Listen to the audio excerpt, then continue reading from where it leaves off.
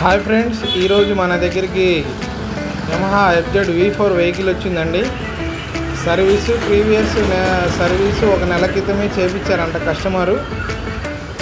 మొత్తం chain స్పాయిడ్లు, suspension బేరింగ్లు, clutch assembly ఇవన్నీ చేయించారంట. అయినా సరే పికప్ లేదని చెప్పి మన దగ్గరికి వచ్చారు. మనం ఓపెన్ చేసి చూస్తే అది మన పుష్ లివర్ అయితే నిన్న చెప్పాను చూసారా మీకు, ఎఫ్జెడ్లో కంపల్సరీగా పుష్ హార్డ్ లివరు మార్చాలని. అదే విధంగా ఉందండి దీనికి కూడా. ఇదైతే మార్చకుండా మెకానిక్ ప్లేట్లు వరకు మార్చేశాడు. దానివల్ల ఏమవుతుందంటే ఈ కూడా క్లచ్ ప్లేట్లు పోయినాయి. అందుకే నేను చెప్పాను మీకు అందరికీ, క్లచ్ ప్లేట్లు మార్చేటప్పుడు పుష్ లివరు, స్ప్రింగు, రాడ్ మార్చాలి. ఇదిగోండి పాత క్లచ్ ప్లేట్లు, ఈ కొత్త క్లచ్ ప్లేట్లు నెలకే మాడిపోయినాయి చూసారండి. అందుకే ఈ లివరు చూడొచ్చు మీరు, ఇది కొత్త లివరు, ఇది పాత లివరు.